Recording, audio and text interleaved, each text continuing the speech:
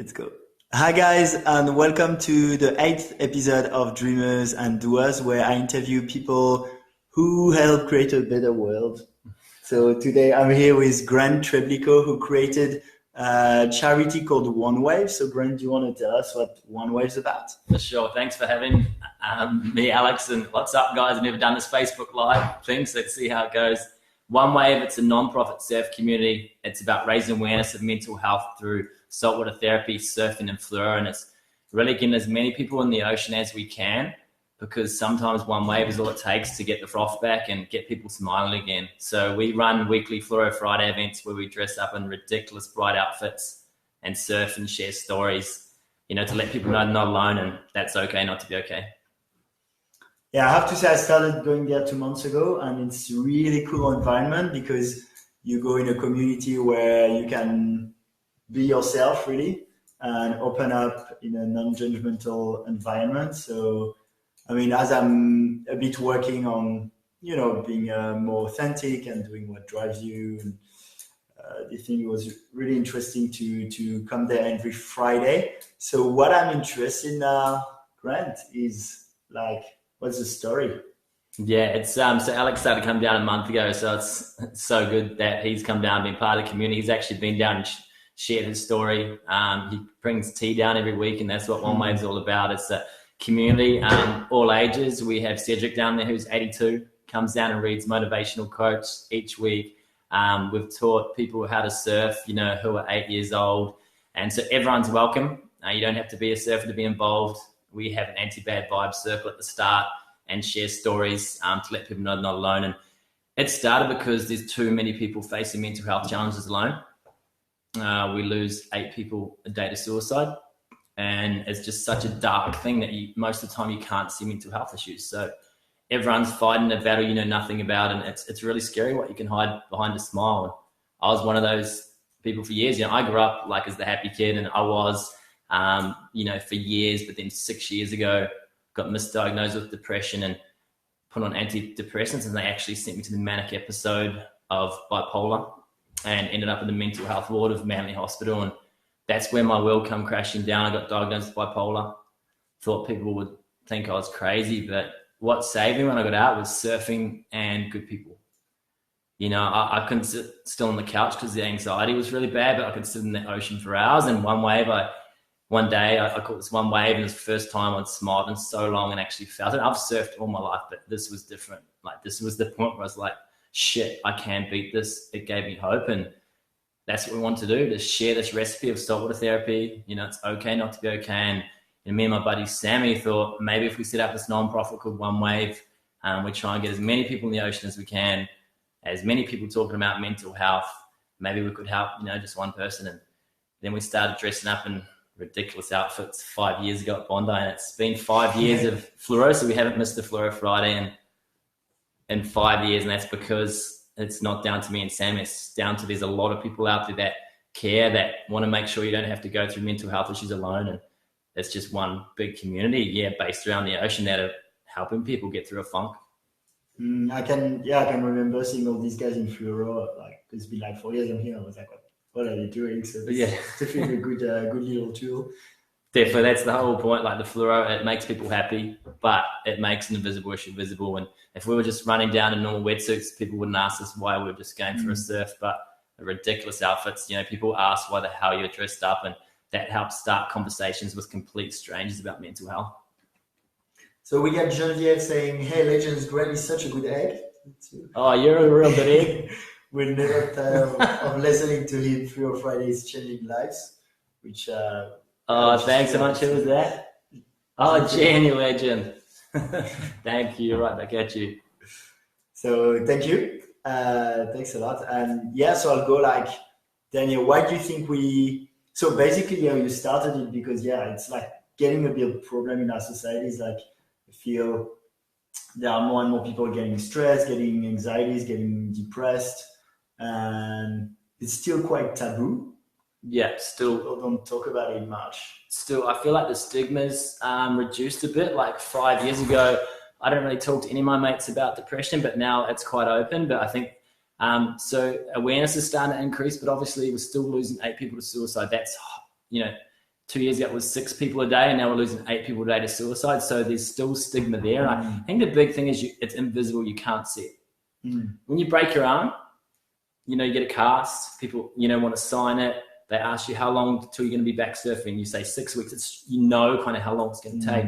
Mental health, you can't see it. Like often it's the happiest people like me that are struggling the most, and you just don't know how to reach out for help. And so I feel like the stigma is still there. It's trying to make it easier for people to get help. So starting that conversation so people know they're not alone and that people aren't going to judge them. And the thing is that what I thought people would think I was crazy, that I was weird. It was the complete opposite. I started telling my friends and I was freaking out. I like surfers, the biggest chillers. And I found out 2 of my closest mates had anxiety, depression. And they just wanted to give me a hug, and then they ended up sharing their story. So I feel like it's up to us. Every single person on this earth has a chance to raise awareness of mental health and reduce the stigma. Whether it's telling someone that they're not alone if they're struggling, whether it's giving them a hug, whether it's at your workplace, starting conversations. It could be, charities like the Tier where they're going out and sharing stories in schools. Every conversation that happens about mental health lets someone know they're not alone. That person then is way more likely to reach out for help. And it's trying to get them to reach out for help, which is key, because otherwise they go through alone and it just gets harder and harder because they're dealing with all the negative thoughts in their head. So I think that's the first step, is like starting the conversation. But then the next step is finding them the right help. Letting people know you can actually talk to your local GP about mental health. If you are an emergency, you can actually go to an emergency room and they can treat you for your mental health. Letting them know about contacting Lifeline. So it's about starting that conversation, but then what to do if someone is struggling. And I don't know exactly, but I feel like it's a problem that's more and more common. Like, people burning out at work, or these issues. And do you think there's a reason why? Well, first, if you agree that you feel it's something that gets bigger and bigger, at least people who face, like, let's say, maybe not I don't know if you'd call it mental health, but like anxiety and depression. Yeah. And do you know why in our modern times it would increase, if you agree with that statement? Yeah, definitely. I think the thing is that we're just starting to talk about mental health. We never used to talk about it much at all. Like, it's not something we talked about at school. The thing is, like, going through life and saying you'll never have a mental health challenge is like saying you'll never have a physical injury. Like, mental health challenges might be diagnosed depression, anxiety, bipolar. It might be loneliness. It might be a breakup and you're going through a tough time. So I think the mental health challenges, they are increasing, and we're just starting to find out more because we're talking about it. But I think there's a few reasons. One is, like, we put so much pressure on ourselves. Like, we're our own worst enemy. Like, we beat ourselves up. We expect ourselves to be perfect when we never can be perfect. And we don't reach out for help for mental health stuff because you can't see it. I also think social media, like, we're on social media right now, but it does do some good things. Like, you keep in touch with friends and family all over the world. It brings together a community, but it's hectic. Like, I feel like when you're struggling, you kind of go to social media as an escape, but it just distracts you because you're like, say you're going through a real tough time, you're going through anxiety, you're like, okay, I'll go to check my Instagram stories, and you'll check Facebook, and then you see other people having a good time and it makes you feel worse. Whereas I feel the best when I'm away from my phone. Surfing, yoga, meditation, anytime I'm away from the phone, because you escape and you get to actually live life. I feel like we're living our life through other people rather than the people we're with. And I feel like, we just need to spend a bit more time being good to ourselves, but also giving ourselves time to think, because being on our phones too much is not giving ourselves time to think about the big stuff that is causing us a lot of shit in our head. I feel on social media, you often compare yourselves. Yeah. And you compare yourself to not the real life of people. So it's funny sometimes, well, it's not funny, but like sometimes you'll have someone who's very depressive, but on social media, they look like they have the dream life. So people looking at them on social media, they only see what's amazing and they don't see the struggle. Yeah, for sure. There's good things, like it does help in some ways, but there are a lot of negatives. And when we go and talk at schools for OneWave, that's one of the big things they say. Social media, there's the bullying aspect. it looks like everyone's living their dream aspects, and we just start beating ourselves up. And so it's like, I think if we can get people to dial back a bit from being on the phone and out in nature, hanging out with our friends and actually like enjoying the moment, it'll, it's got to help us. Yeah. I actually run a happiness program. And there's a day on social media on like not comparing yourself on social media, and I use it also for time management. You can take so much of people's time. Yeah, it's definitely addictive. Yeah, definitely. I'm pretty bad on it too, so I'm trying to back off it a bit too. Well, I try to work with it, to use it, but I don't like when it uses me. Yeah, definitely. Definitely happens a lot. So there are quite a few tools you can use, but still, I know I'm so addicted to it. So do you have? You talked a bit about disconnecting, and so what can we do, and talking about it? So what can we do about mental health awareness? So obviously try to talk about it, but like concretely, so you're an example. It's like setting up groups or environments where we can with each other, disconnecting from social media. Do you have other tips for people who either go through depression or some kind of mental health problem, or who know people around them and want to help? Yeah, definitely. I think that if someone says they're struggling, that if you think they are, sometimes it's pretty scary because we haven't talked about mental health much before. We don't know how to and we want to just be able to fix it. And mental health isn't as easy as that. But start off by giving them a massive hug, because if they've actually come to you and said they're struggling, or if you think they are, give them a massive hug. And I think the key thing is just listening. Like, I've had all this stuff. I know I had mental health issues for years. I didn't understand them inside my head, just going round and round. So just give them a chance to let it out. Just talk and say how they're actually feeling. I feel like asking, like, how are you feeling? Sometimes it's quite closed, and most of the time the answer will be, shit, like I'm actually feeling really shit. If you ask them, what are they feeling? Then they might say, look, I've got tightening in my chest. I think it might be anxiety. I just like can't get this like negative thought out of my head. It lets them get the feelings out. Then if you can, get them to go to a doctor. Just ask them, have you talked to anyone about this? And if they haven't talked to a doctor, take them to a local GP. Like, a lot of them specialize in mental health, and they can talk to the doctor. And then a doctor, if they might think, okay, now you're good, just with saltwater therapy, with yoga, you can manage this yourself. Or they might think, okay, it'd be good to talk to a psychologist. A psychologist is like a talk therapist. It's like a mate that you can just tell anything and they don't judge you. I have got a psychologist, and it's the best. You just go in there for an hour and just talk shit, and they help you. They're like a life coach. So they can put you on a 10-pack mental health plan, a doctor. So that means that it gives you a discount on the psychologist. Go to a psychologist for the talk therapy. They can't give you medication. A doctor can, but they'll make that call. And then a psychologist will decide whether you go see a psychiatrist, which is more... I had a psychiatrist when I was prescribed with medication for bipolar. And so psychiatrists will put you on medication. But the first thing is the doctor can decide where you need to go first. If you think that's if you've got time. Sometimes you haven't got time. We lose 8 people a day to suicide. It's so damn sad. And it's these conversations that can actually save a life. If you're worried about someone that they might take their life, it's going to be the hardest thing you'll ask. Just ask them, have you thought about taking your life? And if they say, I have, then you can ring Lifeline, give them a call, and they'll direct you as to what to do. Or because a lot of the time doctors, if they're not open, if this is late at night, take them to an emergency room in a hospital, just like you would if you broke your leg. You can go in there and they can see a psychiatrist. If you're really worried, if someone's like you thinking to jump off a building and you need help from police, call the police. But those are the two kind of things. And honestly, those things can actually save someone's life. But it's actually really confusing. I still am learning ways to help people with mental health. But being there from giving them a hug is going to be the best thing ever.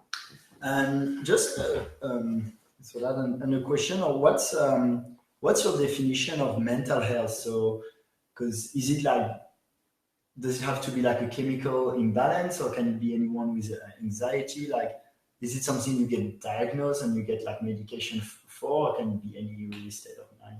I think that's the thing it's good to change, because I think in the past it used to be looked at as a negative thing, like mental illness, which is like negative, and that's what I didn't want to talk about. If you think about mental health, it's like, what can you do to make your head perform better? Like, you basically, like, it might be meditation, it might be talking to someone. For me, it's medication because I need to balance out some of the chemical imbalance. For you, medication, definitely. Yeah, but I find it's like, what's the mental health is like positive mental health. Like, what can you do to do better at work, do better at school, you know, perform better at, like, be a better surfer, because you need to be mentally strong. So it's like, I like to look at it as like the mind gym. And so everyone goes, whether it's the gym or they go to yoga to get strong, you know, flexible. Why don't we take our head to the mind gym? Our heads don't stop. Like, we beat them up like nothing else.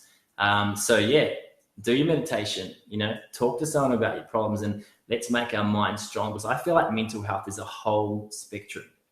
It may start at, there may be stress. We're all under stress. That's mental health. Lonely. Who hasn't felt lonely? Sadness. Who hasn't felt sad? Some may get diagnosed with anxiety, some may depression, but at the end of the day, it's all mental health. If you think about it, physical health, it's your whole body.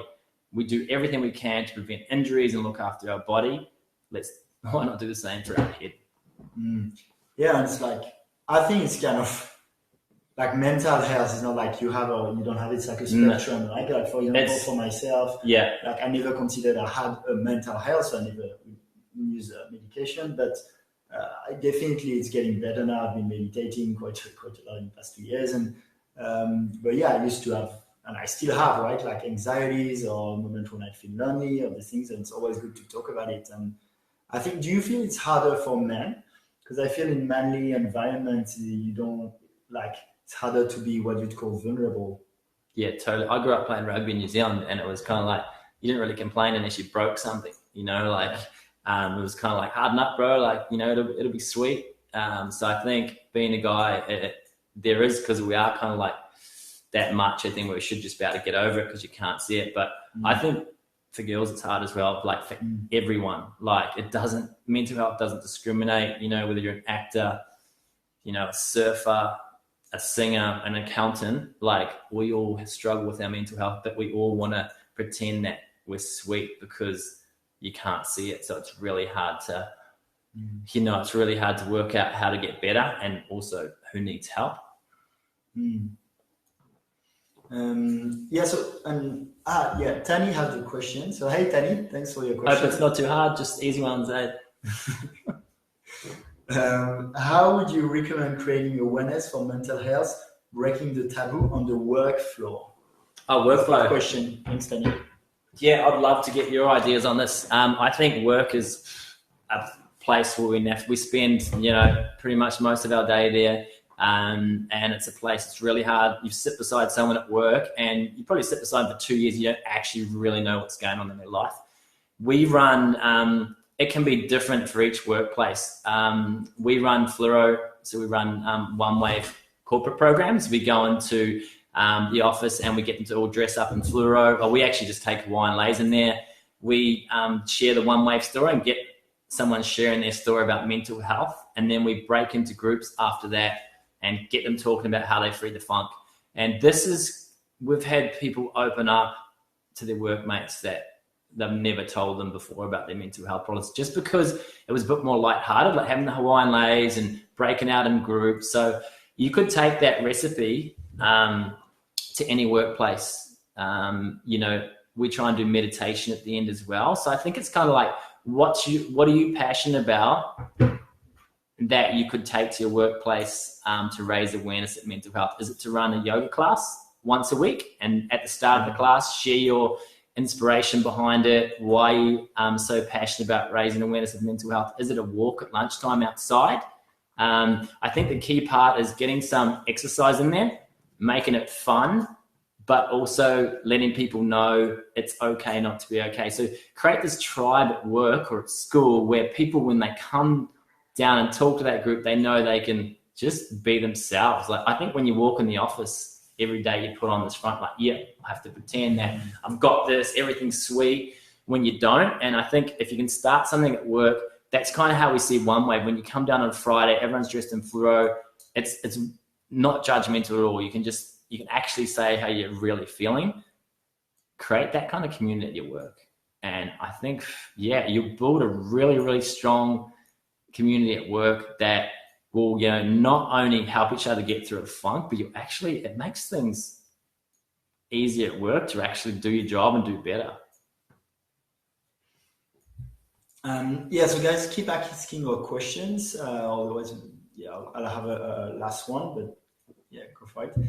My last question would be maybe it's a bit tricky sometimes to find the balance on when mental health should be, like how much is it like a condition and how much, like, especially sometimes there's also the conception that it's something your mind gets locked in. So I was at a seminar last week from a pretty famous guy called Tony Robbins and the coaching angle on mental health.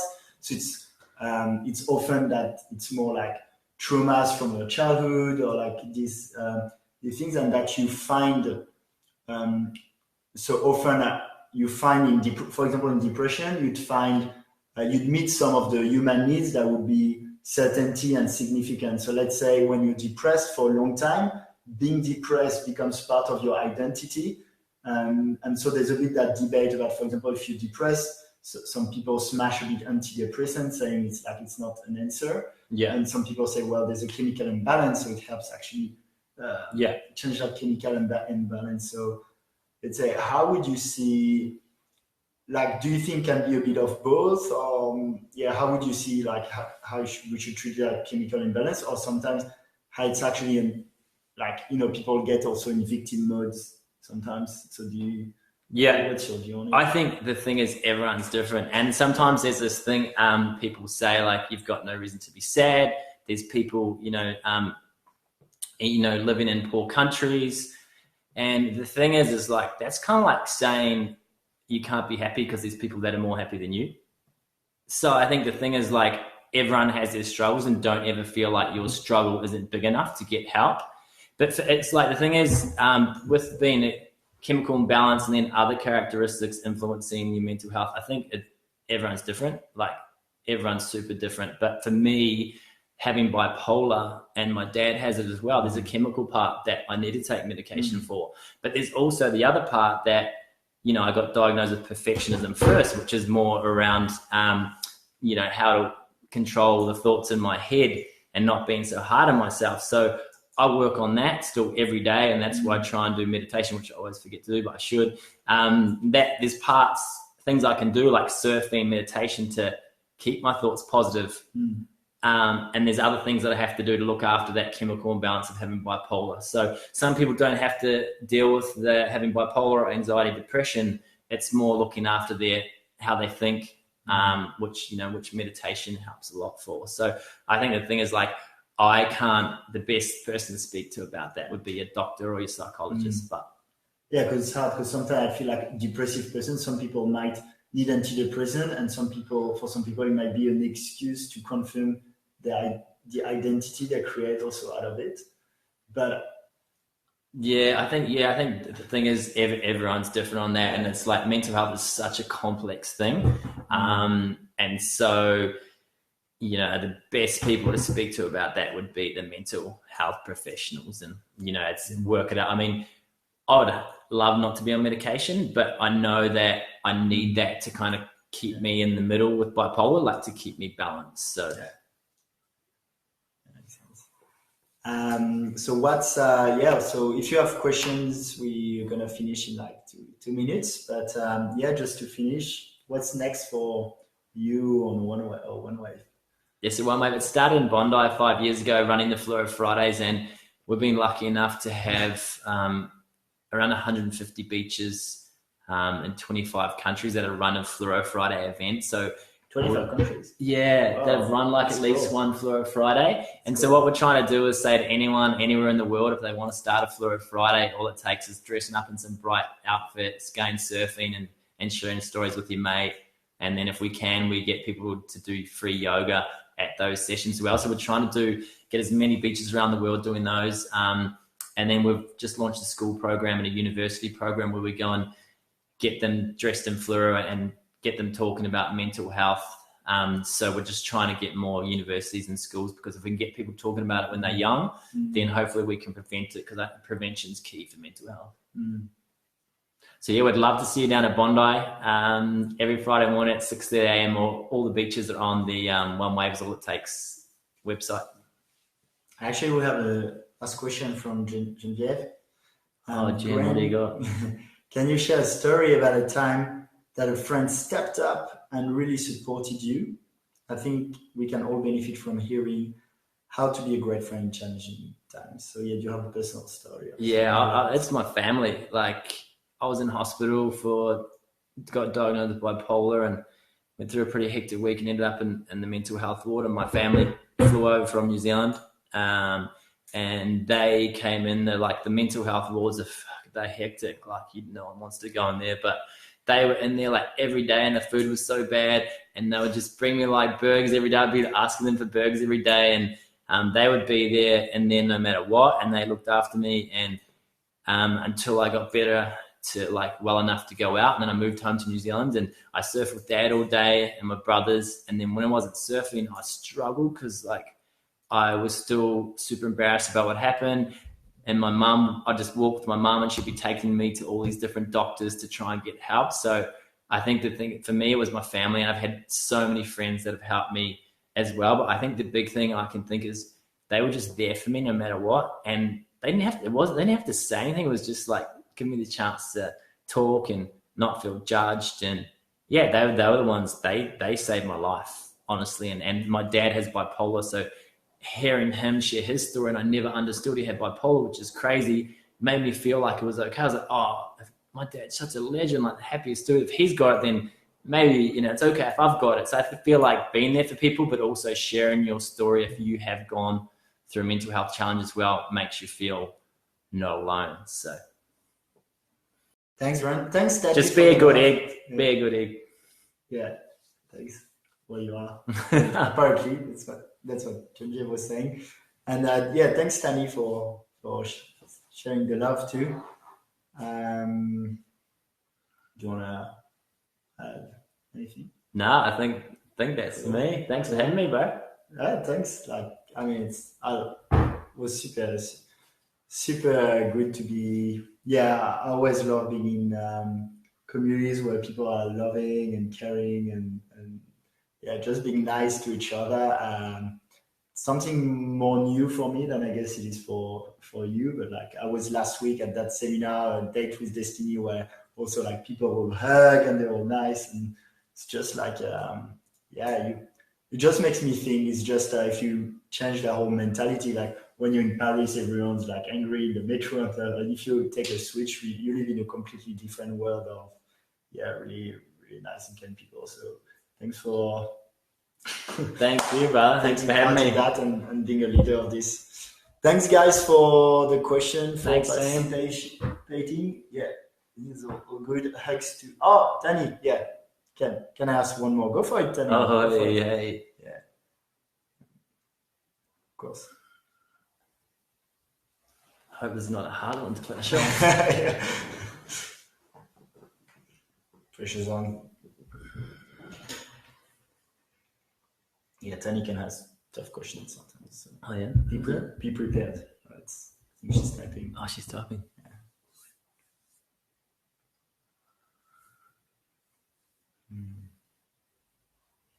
Well, in the meantime, I'll do a bit of self-promotion. So he's going to do a rap. He said he learnt one the other day as that thing.